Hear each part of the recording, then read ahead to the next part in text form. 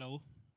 First of all, I want to thank everyone that took some time of their vacation or holiday or their free time in order to be here with us in this special evening. I need to say thank you and welcome to everyone in behalf of Elysium, which is for this path the proud companion of Novak Djokovic Foundation. And in this way, I only have to hope that starting with this beautiful evening, we will be able to create more special moments for us and for the people we intend to help. So welcome everyone, and thank you for being here. Please, I need you to help me now, and in order to take care. Okay. Good evening. It's not evening, but still good evening, dear guests. I would, on behalf of Novak Djokovic Foundation team, on behalf of our founders, Novak and Jelena Djokovic, I would like to thank you for taking your time and for being here with us tonight. I would like to thank Mr. Manea and his great team for recognizing our work, for recognizing that we are sharing the same values and that we can do so many things together. I know that this is just beginning of the one wonderful journey, and you allowed us to expand our work here, so we are really appreciate that, and we are sure that together we will bring so many things to this community. And yes, our founders and every member of our team is fully dedicated and very passionate about our mission and vision. Early years are crucial years to invest in. We saw that through our work. We saw through our work on field how much our programs and projects, how much impacts living on life of kids and parents. So yes, we are happy to have you tonight, and we hope that you will be our friends and let's say our partners and well on this journey. At the end, I would like to thank Ivana Antić and Ivana Lončar Antić for their willingness to share their extraordinary life stories, and they're with us not because they have extraordinary stories, but because they're extraordinary persons with great values. So I'm sure that you will enjoy in the rest of the, let's say, night, and I'm leaving you with Anna. Have a great time. Thank you once again.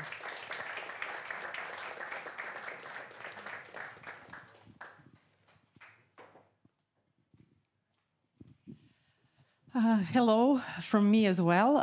My name is Ana Jovanović, and I'm an author of the program The Path of a Champion.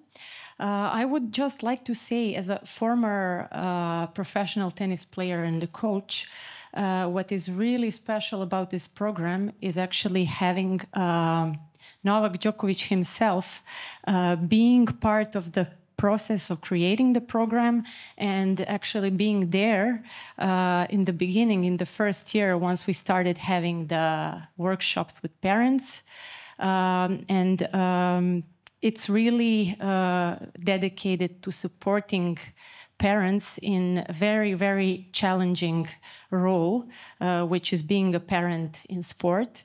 I am sure all of you know, no matter how involved in sport you are, that the line between healthy and toxic ambition is very small. So we try to address very important issues and challenges. And for the past 5 years that we were developing the program, we heard some amazing stories, very inspiring.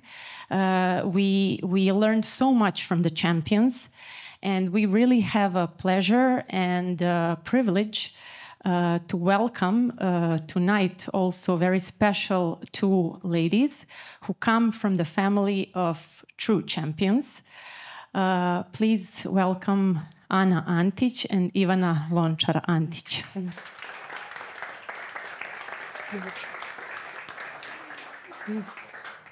Thank you.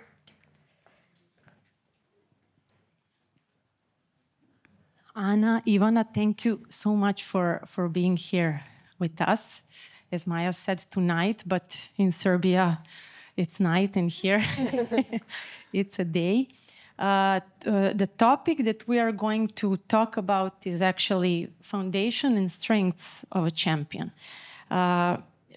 One thing we wanted to make you think about actually is how would you like your kids to talk about you once you are no longer here. This is something we are really thinking about when we were talking about your family, your father, Radomir Antić. I don't know if everybody knows how amazing his career was.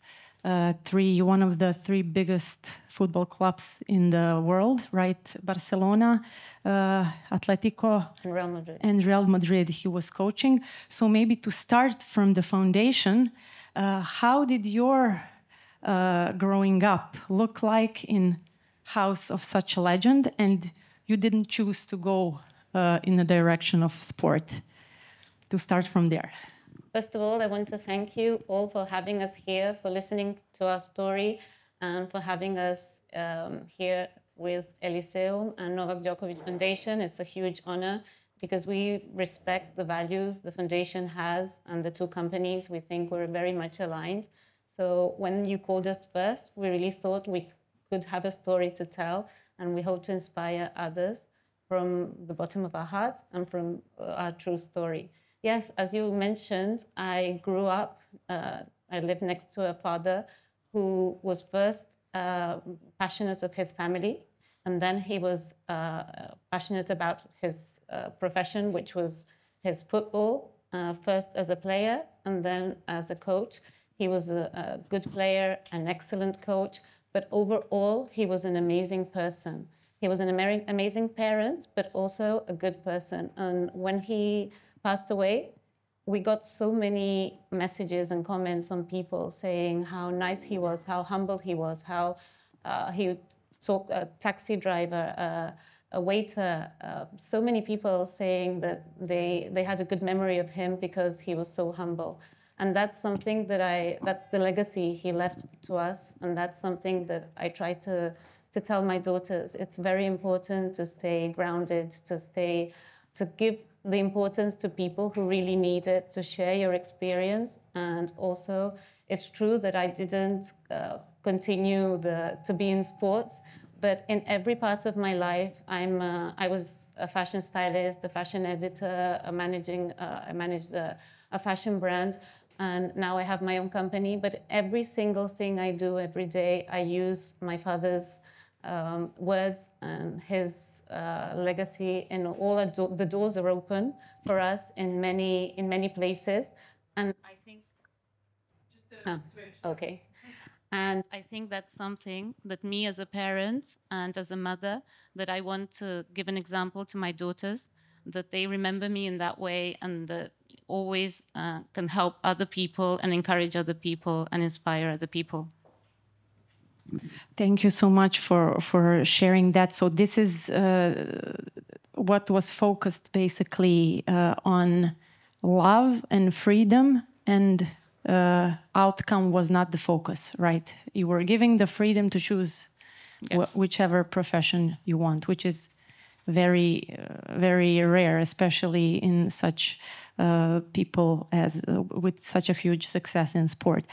And maybe Ivana can tell us how was for you to have that kind of figure as your grandfather. You trained to become also professional tennis player.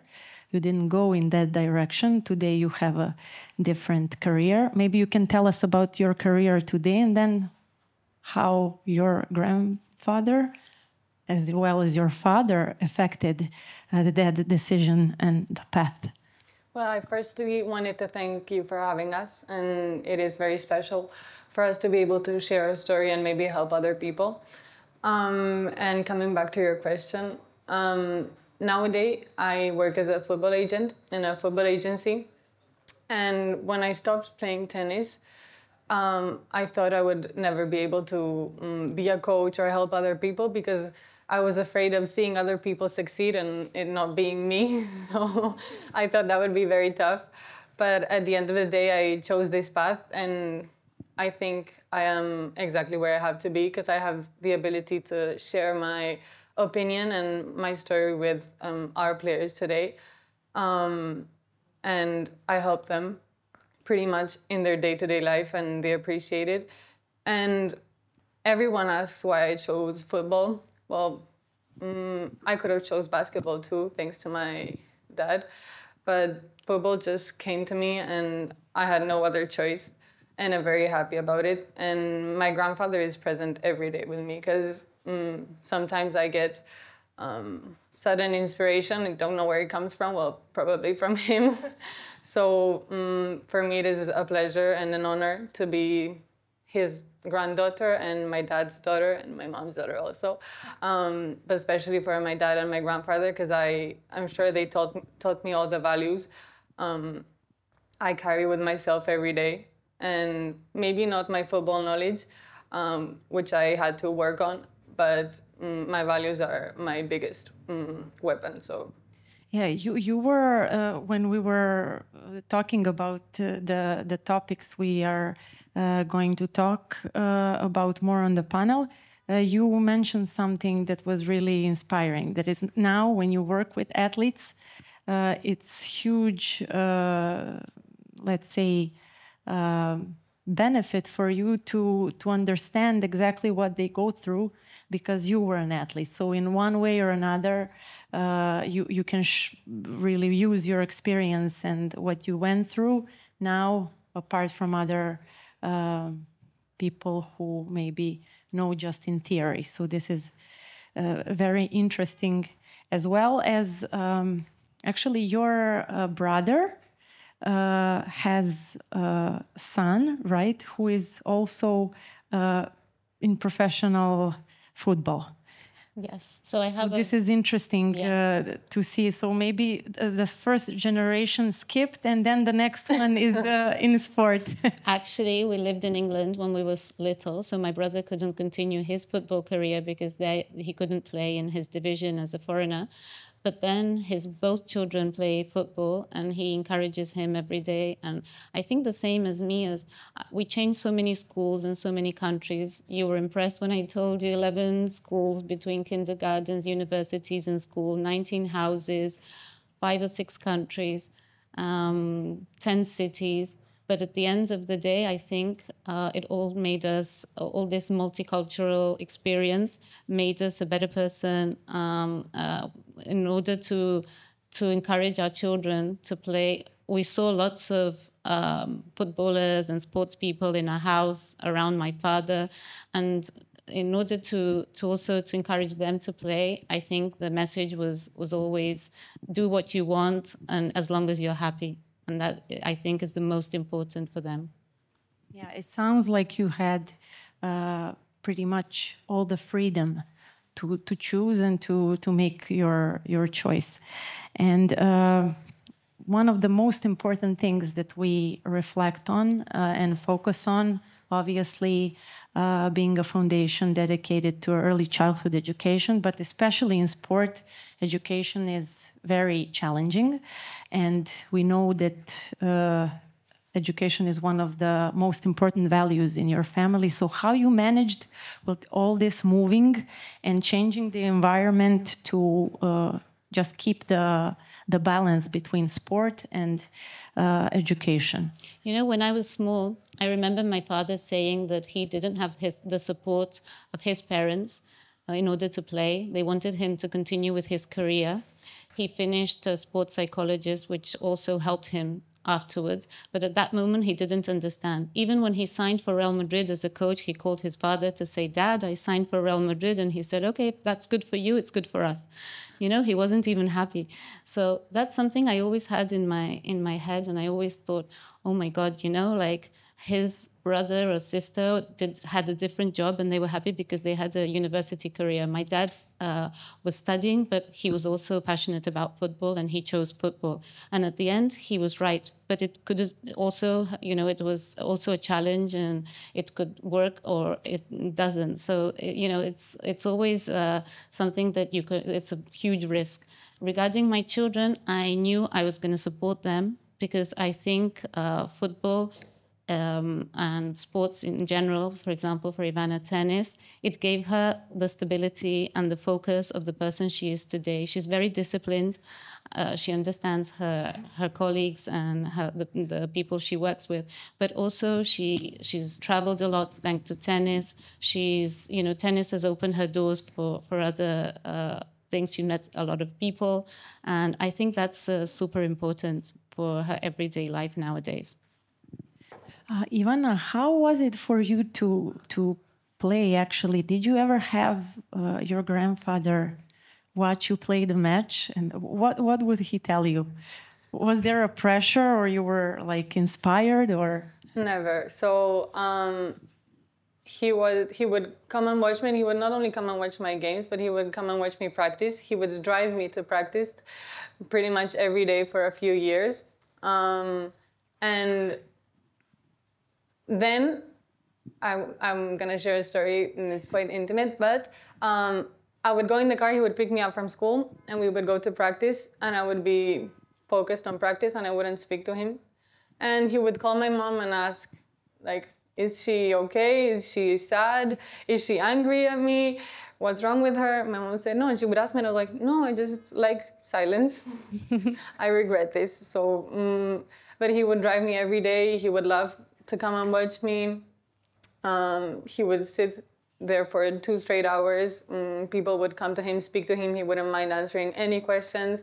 He would always give me tips, but at the end of the day, every time I would look at him, he would be smiling at me. And for me, that is the biggest present ever. He would never put pressure on me. He would understand every time, every emotion I had on court, because at the end, he went through that. So it's the biggest treasure for me to have him around when he used to come. Yeah, that's amazing to have such a support. But when we talk about sport, especially tennis, it's very challenging and unique. What would you say that is the most challenging? We know that there are many situations and things, but for parents that are upcoming in this sport, by your experience and the path you went through, what do you think are the biggest challenges, and do you think you could prevent it if you knew? And if it's possible even to prevent many of the challenges? So from my side, I think it's very important to have a healthy environment for a child, to grow up in a healthy environment, even if it's a sports person, if it's any child. I think that having a healthy environment is super important, and that you can only give support to your child and protect him in a healthy way. And in my life, I'm a very practical person. So regarding Ivana's tennis, I was also very practical. My role was to make everything easy. So the school should be supportive, which I think is very important. The school has to understand that these children, they practice, so they don't have to go to do sports education also. They can have that time to practice with their coach, and to leave them to go to tournaments, to be totally open, to understand them as tennis players. So that was my role, to speak to the school. Then also to have everything near, the physical, to spend less time on all the spare time she had was supposed to be like time with her friends, which she had very little, time to study, which she also had very little. But Ivana was she achieved to finish her studies and to do everything, because I think she also was a practical person, and the little time she had, she used it very well. So I think it's very important to have a healthy environment, to organize yourself in a right way, and also to love what you do. The moment she said she wasn't happy playing tennis, it took me 1 minute to say, let's do something else. She was impressed. It took her ages to tell me, but when she told me, I changed the chip immediately and made plans for something else, which for her, she didn't even have time to say, but maybe I want to come back. Like, that's something you can say, Ivana. My mom is like the perfect definition of how a parent should be with their kid that plays sport. I think parents have to encourage without pressuring. And something that happened to me was my mom would come and watch me practice. I would be playing so bad, and I would look at her and she would smile. And this was something I would never understand. I was like, I'm playing very bad. Why is she smiling at me? And I would start crying, because that was only an act of love and compassion for me. And I just knew she was there for me, whatever happened. And it is true that when I told her I didn't want to play anymore, I didn't even know what I was feeling. I didn't know what was going on. I just told her, I don't know, I don't want to go tomorrow to practice. I didn't even say I want to stop playing. I just said, I don't feel like playing today, tomorrow either. And she's like, okay, so what do you want to do? I was like, what do you mean? I thought it was going to be very tough, because other parents can probably put more pressure on their kids, or kids will have also a bit of fear of expressing what they feel. But for me, it was very easy. My parents were always there. They told me just to continue doing sport so I could stay in shape, and also continue sharing all the values I learned. That's really amazing. I don't know if this can be learned, but it's definitely inspiring. Actually, I have to say, she didn't say, but I said to her, let's go 3 days on holiday. We went to Ibiza, and she didn't take her rackets. The first thing at the airport was like, oh my God, this is so comfortable traveling without my rackets. Second thing, we were at the sea, where she was, happy with friends, without thinking, focusing, and she was super relaxed. When she came back, I said, let's see if she still has the same feeling. She said, yes, I still need to have a break, and that's how it started. But I think it's important that she was very, very, I think she was very brave. Sometimes you stay in a situation because it's comfortable. You stay in a situation because it's the correct thing to do. But she was super brave, and that was just the start of her upcoming career, which was even bigger and more impressive. Yeah, so you basically gave her a space to decide and to actually realize if this is the final decision or not, but without any pressure to go back. But which most of the parents would probably do. If you invested so many years in something, you cannot just stop overnight. Especially with tennis, I think it's really, really difficult to stop. It's different way of life. So, but thanks to tennis, she came to Marbella. She met Marco, Djokovic, and Pepe Imaz, and Charlie Gomez, who also was the person who discovered Pepe to us, and Marco. So she was very lucky to have them in her early years, so they could shape her future career and help her understand what she was going through. So that's something that we were very lucky, and that we would recommend to all the other children and parents, because Pepe not only helped Ivana, he helped me go through some challenges that I was having in my life. So that's something that really is super, I think, important, to understand your thoughts, your feelings. So that is something that I really think is more important than having talent, than practicing, than having, than winning. So it's not that it's about losing, because yeah, sometimes with my ex-husband, I had these conversations like, but she's not, she's not competitive enough. It's not the same if you lose or win. And it's what is the price of a champion or a winner. It's true that sometimes, especially when you're making a huge effort and investing a lot of money in her career, sometimes you don't really understand it that way. But thanks to Pepe and Marco, we really understood that it was more important to have a healthy child than a child playing tennis or with an important career in tennis. So that's something that we're super proud of her. Yeah, that's she gave us the lesson. Definitely something that it's not for everyone. Everybody needs to decide. But this brings me to another question. Do you think if you stayed in Serbia, things would be different? If you had different surroundings, different culture? We know that our country is rich of champions and great athletes. So I think genes are genes. So we do have that in our genes. I do think we're stubborn people, Serbians. We've gone through a lot. So I think that also gives us that, you know, like I can recognize a Serbian from far away. We all do. So Novak is an exact perfect example of a Serbian. My father was an exact perfect example of a Serbian. They were always telling the truth, which I also sometimes think it's super important. So we have a bit of all, and I really think a multicultural path is super good for children's development. It gives them fulfillment that's just focusing on one place. I think traveling and meeting people and knowing other cultures, but having faith in what is yours is also super important. Yeah. One of the most important things we try to do is just try to give the right, let's say, messages to the parents of upcoming athletes, because obviously we want to promote everything that is good in sport, but then also to talk about this particular topic, which is ambition.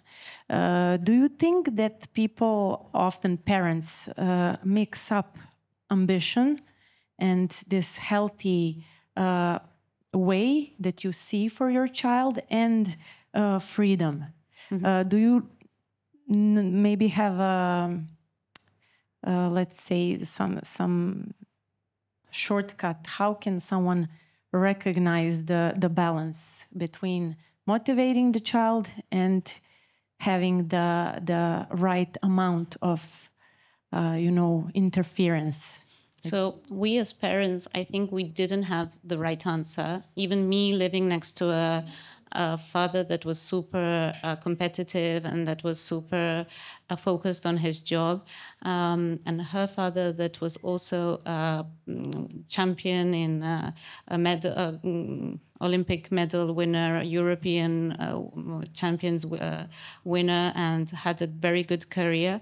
I think we didn't have the right answer. That's why we asked for help. And also with the psychologists like Pepe and with people, professionals, because I think Ivana, thanks to the universe also, who guided us, because she had a very important issue with her foot, and recovery was super challenging and difficult. She came over it, so that was one lesson. Then the other was also having to come here because it was after COVID. The circuit was very, as you may know, as a coach and a player, it was very difficult, especially in the women's competitions. So she got back overall, all after all the challenges, and it was her who she was the one to decide, because she didn't see herself as she wanted to be, and I think that was one of the reasons. But she had help.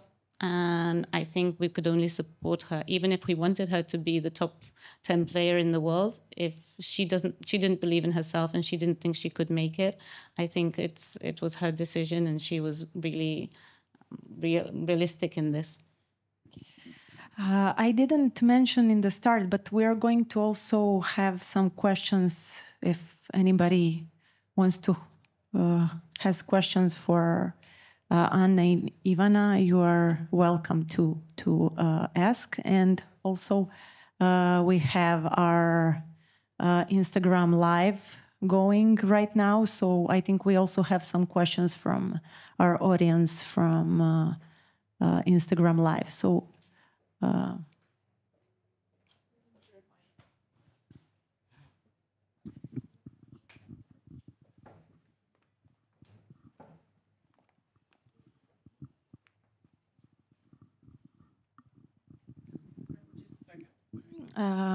yeah, we're gonna actually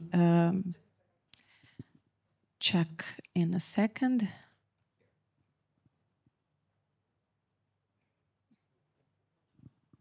Have in mind, please, that this is our first joint event with Elysium Marbella here. So next time we're gonna be more technically prepared. Okay, so which is more challenging, being a daughter expected to play sports, or being a mother surrounded by people who all play sports? Obviously for Anna. So I always say I'm super lucky that thanks to my father and his legacy, all our doors were open for many places. Through sports, you get to meet a lot of people, interesting people, go to many events, travel. So I really think it's all super positive. It's just you have to believe in it and you have to take the advantage of everything you see. I could have been all of that, but if I didn't have the ability to socialize, to make the best of it, I think it wouldn't be worth it. So I think it's super important. My father always used to say, do the best you can with what you have. And that's something I always tell my children, that you have to really look at the positive side. And that's, for me, the key of a champion, to look at the positive side of life. Yeah, it's really good and practical message. It's applicable for everybody. Okay, we have one question for Ivana as well. Would you choose a different sport, maybe a team sport, if you were choosing the sport again? Or it would be tennis? Well, I have to be honest that I get many times the question of, should I put my daughter to play tennis? I would say sometimes. Yes. Not really, if you could choose team sport better. But for me, I would choose the same again. I wouldn't change nothing because tennis has been my greatest teacher in life. It has taught me discipline, resilience, and it has shaped my identity and it has built my character. And I think team sports can also help you in many ways, but you have to also be able to handle with emotions sharing. And for me, no one could help me on court. It would be only me. In team sports, when you have a bad day, you can ask someone to change you, but in tennis you can't. So you have to learn how to handle emotions and handle difficult situations, and you are your only help. So yeah. I think I would be a totally different person, and I am happy as I am now because it teaches you extreme things, to be honest, that definitely. Maybe team sports doesn't teach you as much. But again, I think small kids should first start with team sports to learn some basic stuff and about sharing, which is very important in life. Yeah. I don't know if you ever thought about this ever. I mean, definitely tennis teaches you to depend only on yourself, but now you work in a team and you have to cooperate, which as a tennis player, it's a new skill that you have to learn. I had some challenges learning how to work in the team. Did you have this kind of problems, like just learning to depend on people, trusting and just cooperating? To be honest, I myself, I feel like I'm a leader. So for me, it's tough to share with other people my work. Sometimes, this is something I have to work on, but sometimes I think no one will do my work better than I do. But to be honest, where I work now, I have learned that I have something new to learn from everyone, and even from people on the street. You can learn. This is something my grandfather would always tell me. You can learn something new from anyone. So I like listening to others. And cooperating is something I enjoy because you get much more ideas. You can be more efficient, but the group has to be a good group. It sometimes for me is a bit frustrating because I like to have things done very quickly because I am very practical. But this is, I feel, something I have to work on. It's not my peers' problem. It's something I have to work on myself.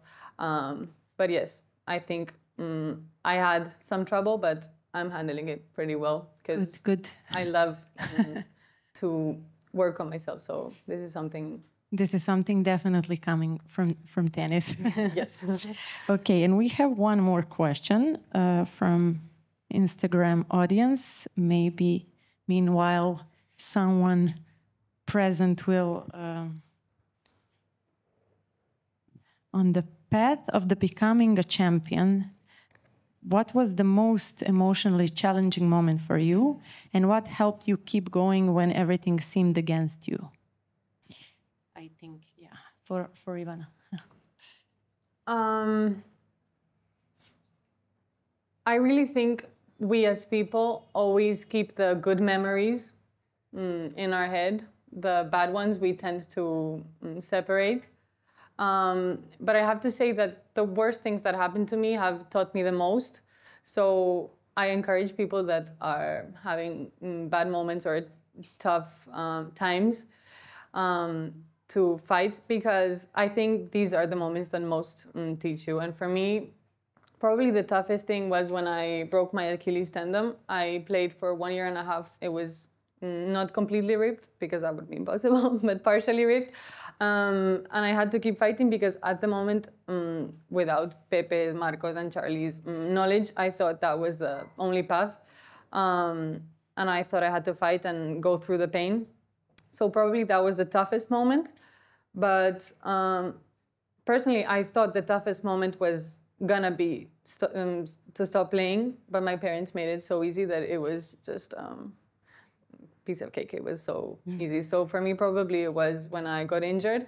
But I was speaking to someone the other day, and I thought that sometimes we're just as robots when we're athletes, and you just don't stop to think. So the way I just got through it was going straight forward without thinking anything or looking around me. So probably my toughest moment was that one. And for the to close with the message that is maybe most important to us, because we are trying to redefine the word champion and to see it from the different perspectives. So what it would mean for you being a champion? So for me, a champion is a person who has a champion spirit. A champion spirit is a person who, above all the obstacles, above all the fears, and above all the stress, achieves to have an extraordinary achievement. So that could be not only a winner is a champion. Anybody who loses but doesn't stop and continues and inspires others and helps others and is happy with themselves and has a positive mindset, for me, that's a champion. And I really think it's super important to surround yourselves with the same environment and mentality and to leave that as a legacy. So that's why I inspire others. And I really think the environment is important, and to surround yourself with the right people. Thank you so much.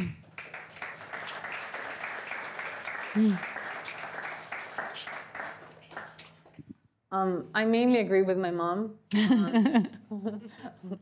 Not always.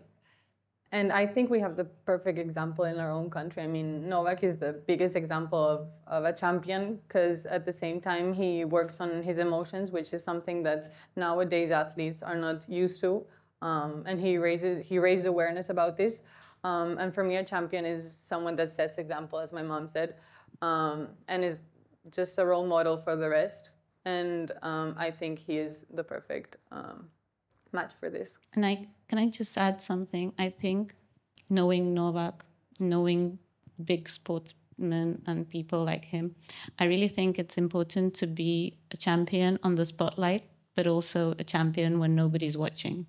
to say hello to the taxi driver, to the, we live in Madrid, and so many people have told me, I met Novak on the Madrid Open, I was driving him, he asked me about my job, he asked me my name, he's such a nice person. And that's something that many people don't know, and that is very much important, because it's easy to give interviews, it's easy to be good when you win and to speak in public, but when nobody's expecting it, and it means a lot to that person and will change somebody's life. I think that's very much important, and I think that's what we try and do every day. Thank you so much.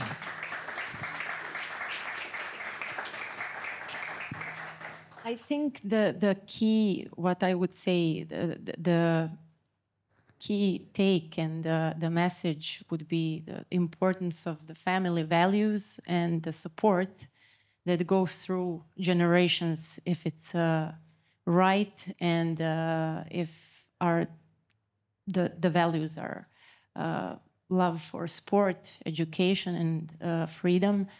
This is something that goes through, obviously, next generations, and it's very, very inspiring.